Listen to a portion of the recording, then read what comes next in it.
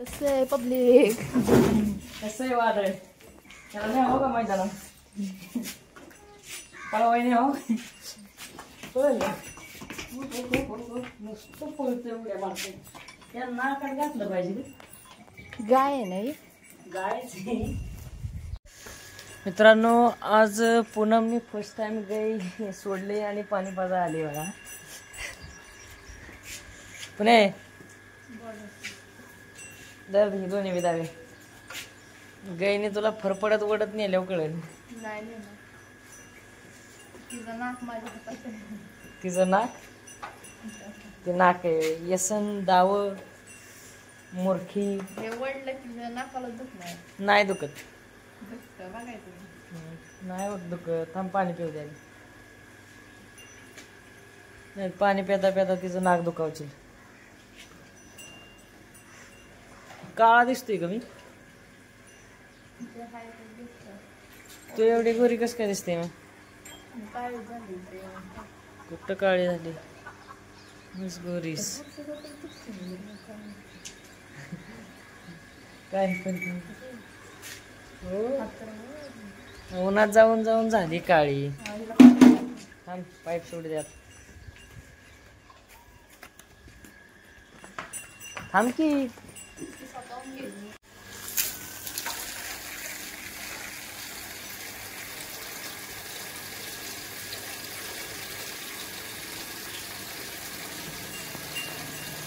बादली बघ बादली पाणी बघ कुठं चाललंय.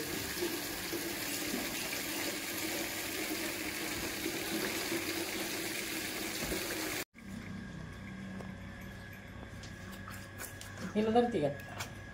हिला धरते का? मी खुश होते. ही ओढतच नाही फार फार नाही नाही येते.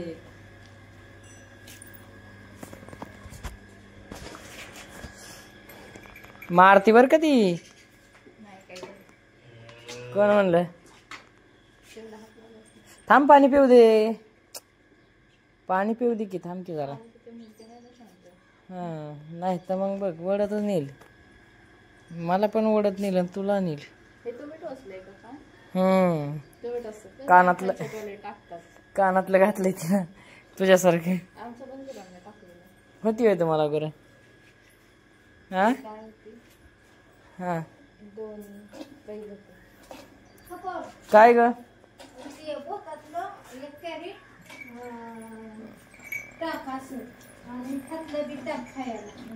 बोतातलं त्याने काढून ठेवलंय ना. हे तरी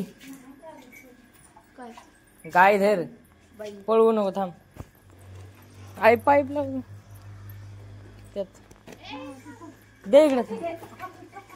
वळवळ करू नको. ऐक इकडे दे दावी ती. अगं दावी दे इकडे. सोने असं काय करते आई? हे कर मनीषाकडनं हे करून पाय उतरून आदेश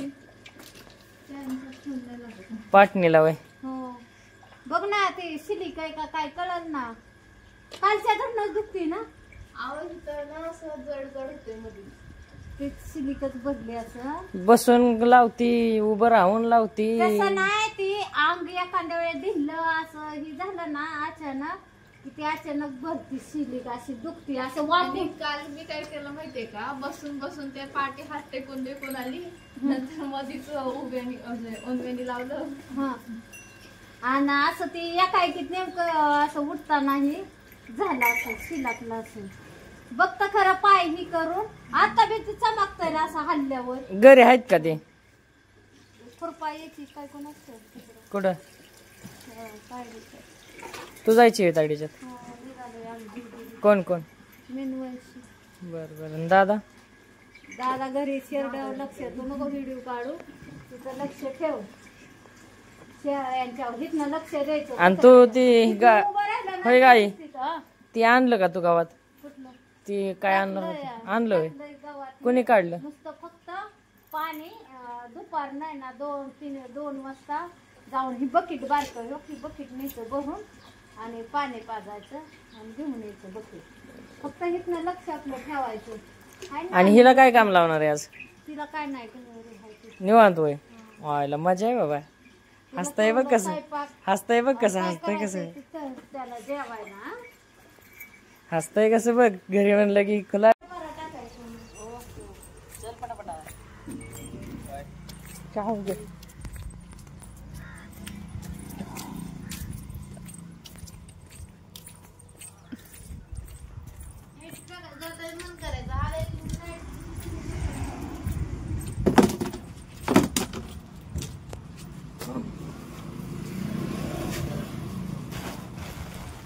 पुढे ये.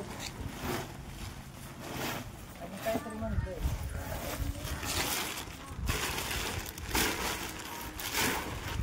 तर मित्रांनो, त्याला मुरघास म्हटलं जातंय.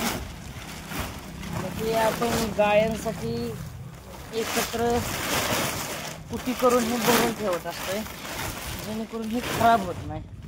त्याच्यात थोडंसं औषध आणि मीठ टाकलं जातंय, त्याच्यामुळे ते खराब होत नाही कशाच पद्धतीने. तर ह्याचा आपण साठा करून ठेवलाय, हे काढायचे आणि गुरांना खायला टाकायचे. त्यातून 2 कॅरेट काढले आणि व्यवस्थित होतं तसं झाकून ठेवलं, कारण ते जर व्यवस्थित झाकून नाही ठेवलं त्याच्यामध्ये पाणी वगैरे गेलं ना तर ते खराब होऊन जातं. त्याच्यामुळं मी जसं काढलेलं तसं व्यवस्थित झाकून ठेवलं. कॅरेट उचलली आणि म्हटलं मग आता टाकूया गुरांना खायला, कारण गुरं आत बांधल्यानंतर त्यांना खायला पहिलं टाकावंच लागते, नंतर ना मग बाकीची जी काही कामं असतील ती करायची. तर मग कॅमेरामॅन तर मागं येत होता, आम्ही पुढं चाललेलो. लय भारी वाटलं ज्यावेळेस खायला काढत होतो. ह्याचा थोडीशी माहिती सांगेल मी ह्याच्याबद्दल. ते मुरघास एकदम तुम्ही मका मोठी झालेली तोडून त्याला बारीक कोटी मशीनमध्ये किंवा ती असते ती मशीन त्याच्यामध्ये टाकून तुम्ही बारीक करून त्याच्यामध्ये थोडंसं औषध असते ते जास्त काळ टिकण्यासाठी आणि मीठ टाकायचं असते, ते एकत्र बारीक करून सगळ्या गोष्टी करायच्या असतात. तर ते जास्त काळ टिकतं पोत्यांमध्ये भरून ठेवलं. तर तुम्ही जर डायरेक्ट कुटी करून पोत्यांमध्ये भरली तर ते टिकणारच नाही आहे, ते खराब होऊन जाणार. त्याच्यामुळे त्याला औषध आणि ते मीठ थोडंसं टाकावंच लागतं.